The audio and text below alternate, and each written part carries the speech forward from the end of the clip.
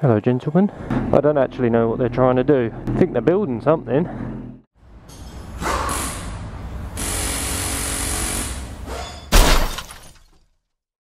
Right. Let's get down to business. Business. It's business. It's business time. Okay, so, oh, it's such a nice day. It's been such a nice day all day, and I've been stuck at uni doing bloody work. And it's horrid. Absolutely horrible, that be. So now, I'm out. Ah! So basically, oh, yeah, I'm recording, good. Basically, the other day, I went out with the intent of recording a video. And that video was to be my review of this bad boy. This beauty. My Gixxer 600K1. Unfortunately, the camera decided it didn't want to record the audio properly. So I've got it adrift and I've asked them if they can, you know, try and sort it out. I don't know if there's a camera issue or what, but whatever. Anyway, back to the point at hand. This is my review of my GSXR 600K1 Suzuki. So, I'm going to cover some main topics. The first one being engine. So, the first point that I want to make about the engine is it is powerful. Now, a lot of people are going to turn around and be like, oh, it's a GSXR 600, it's not powerful at all, it's a piece of crap, like. To you, I say, good day. You're wrong.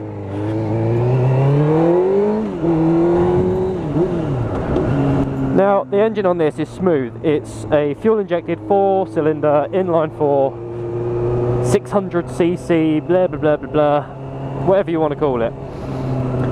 It delivers power really, really smoothly, pretty much all the way through the rev range, but it picks up mostly after about 6,000 RPM. And when it picks up, it really picks up. It's got all the guts you'd need from a bike. The only place I'd say it possibly slacks a little bit, I've never been down this way, so we're going to go this way. The only place I'd say it slacks a little bit would possibly be motorway riding and long distance. Motorway riding, it would possibly slack purely because it's, you know, it's a 600cc, and when you sit at a speed that you would on a motorway, which is obviously the speed limit, then it kind of, you know, it's not struggling at all. You know, it's still got plenty left in it. It's just a little bit high in the rev range for me and ends up drinking a lot more fuel than you'd expect. So for me, that's one of the points. For the engine, I think clutch would possibly come under engine. The clutch itself is really smooth. Oh, what's going on here? We'll get back to the clutch thing in a second.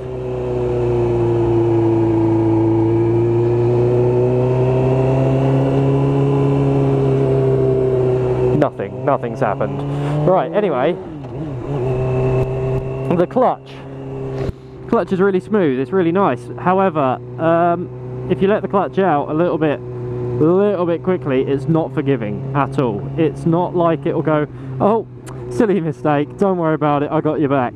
It's more like, oh, you let the clutch out too quick, dickhead. And then it'll stall and then basically tell you it hates you.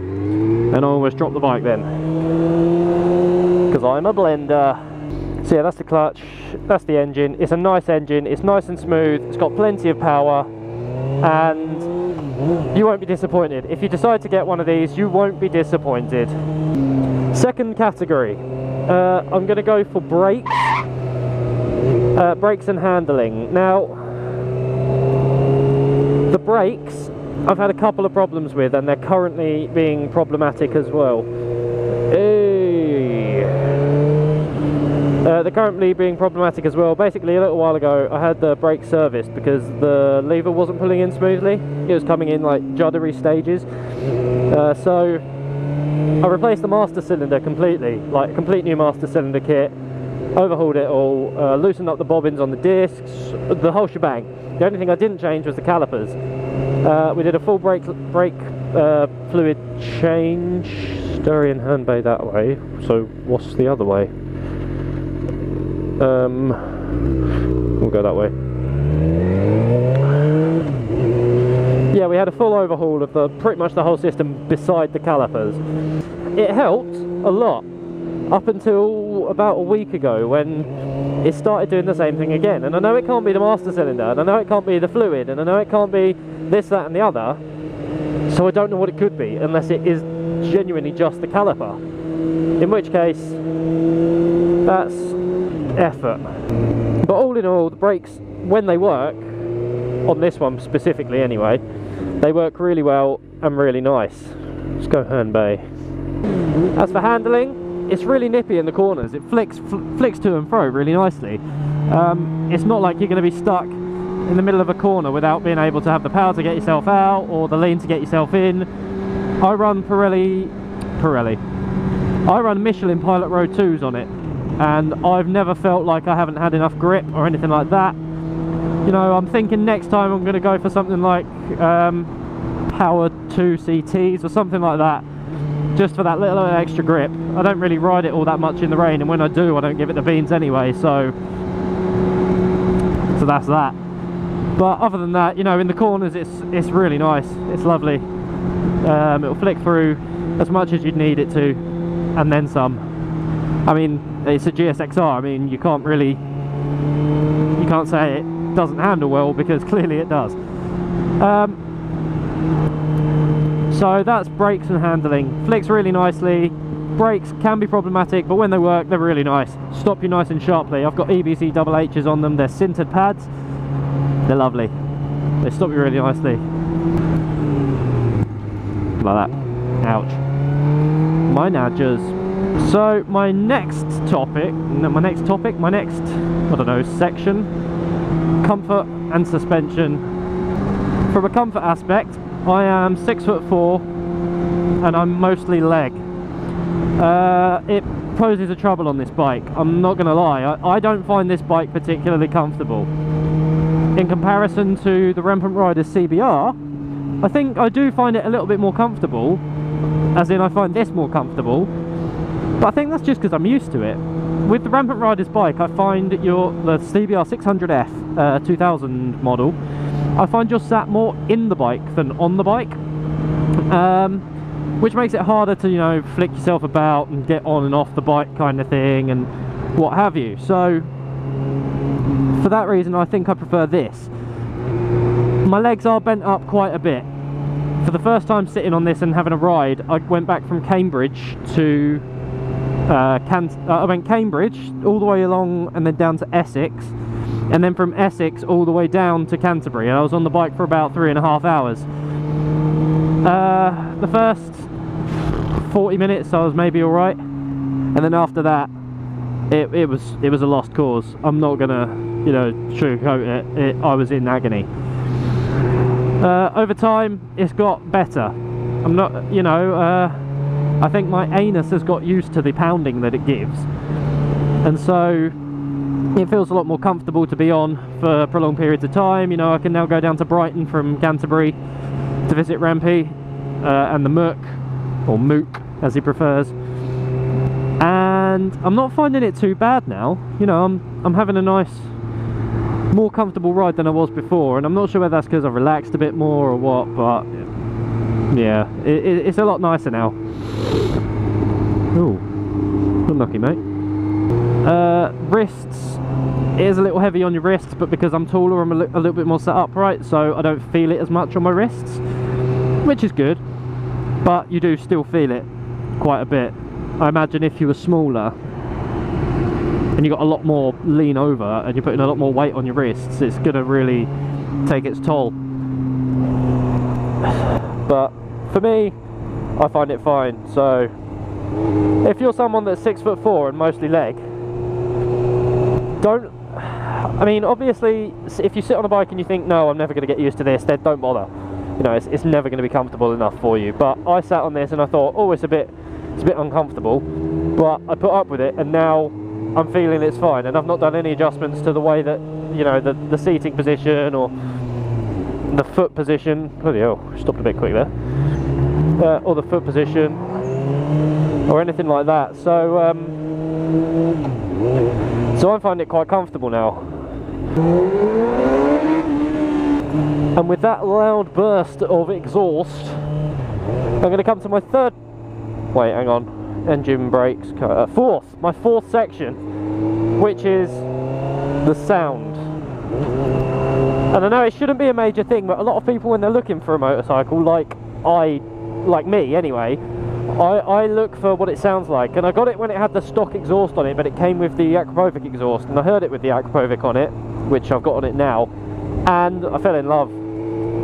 For some reason, the sound of a motorcycle is one of the things that is a massive key determining factor as to whether I'm going to like it or not. And I think it sounds phenomenal. It's quick, it sounds phenomenal. Those are the two things that, you know, I'm big on. Yeah, the exhaust note is one of the things that I personally look for when getting a bike. If it sounds like a pile of crap, then I'm probably not going to want to get it. Next section would be things that I don't like. Oh no! And I'm going to pull over somewhere at Herne Bay and give you a rundown of it there. Just really quickly. I've got a bunch of people looking at me now, but okay, so my next section would be things I don't like. So first up, what we have on things I don't like: the alarm. Now, it's not bike specific, it's specific to my bike, and only my bike. Well, and any other bike with a Data Tool 433 alarm. But effectively, the one thing that annoys me most about this bike is the alarm. I'm never going to get a bike with an alarm on it unless it doesn't self-arm. So effectively, you'll go to fill up with petrol, and midway through filling up with petrol, the alarm will come on, and then you need to wait, put it in dealer mode, and then fill up with petrol, because the alarm is so sensitive that if you try to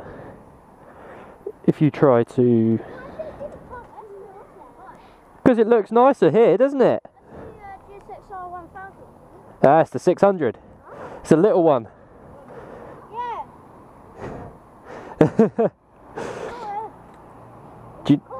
Thank you. Do you want to get a bike when you're older?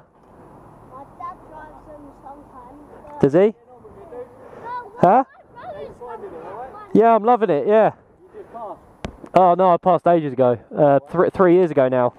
I'm just out and about. So that guy just had a good conversation with me about how he's going to get a Gixxer 750 and blah blah blah. Oh, how his boy does YouTube. The one over there on the white scooter or something or other. Anyway, yeah, the alarm. Can't stand it. Never going to get a bike on again. Wouldn't suggest it unless you can turn off the self-arming. Next up, things I don't like is the white wheels. Again, like I said, I'm probably not going to get another bike with white wheels unless it's belt driven or shaft driven, because it's too much hassle. It's more hassle than it's worth. Don't get me wrong, I really like the look of them when they're clean, but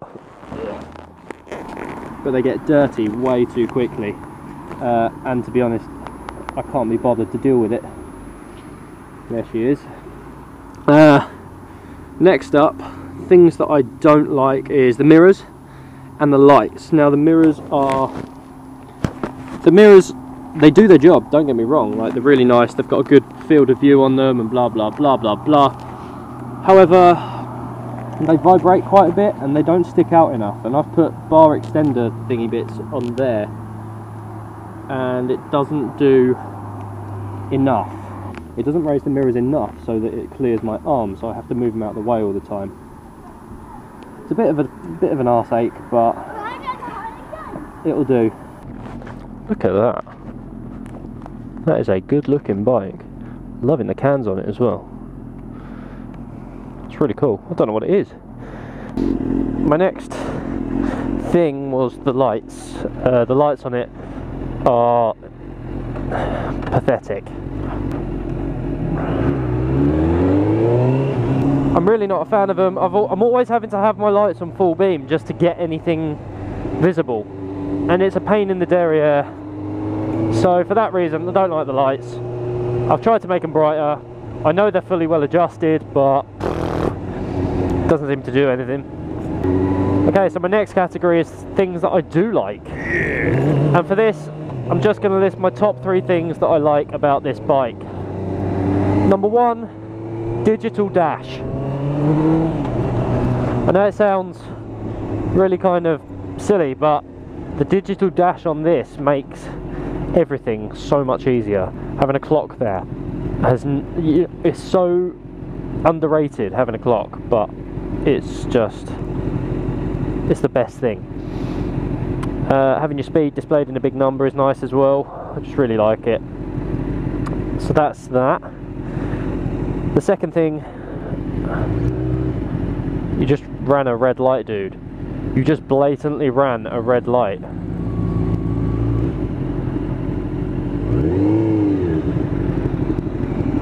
Did he just run a red light?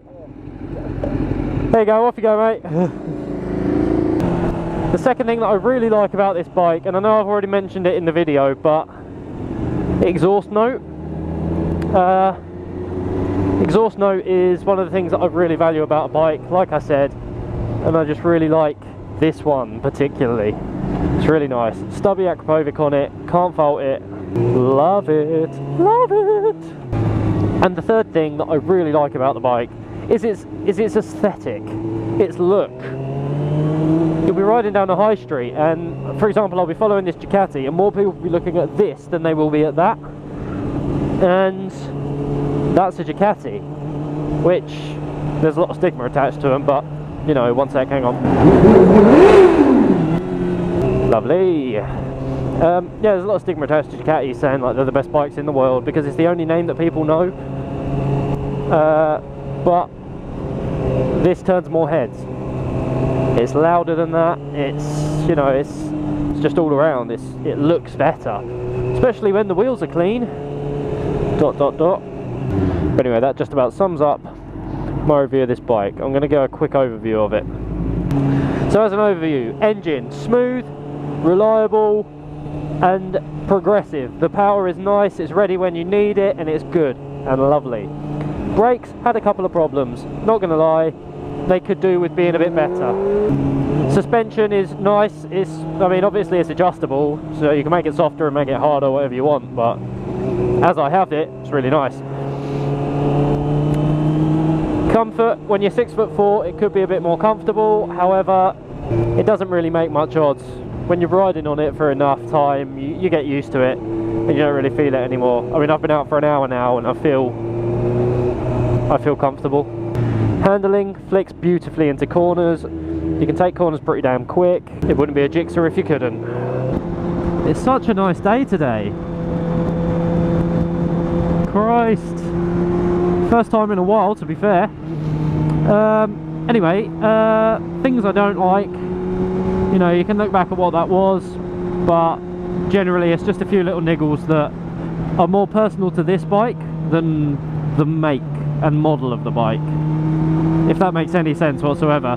Same with things I do like, you know, it's more specific to this bike itself. And that's about it for my review of the GSXR 600 K1, guys. If you liked it, give me a like, give me a subscribe, give me some feedback, tell me what you thought of this video. And if you have any questions whatsoever, let me know. I'll try my best to answer them, and if not, I'll look them up. Thanks for watching, guys. Enjoy the rest of the video. I'm going to pull over and I'm going to put the camera down on the side of the motorcycle so it looks a bit more pretty for you.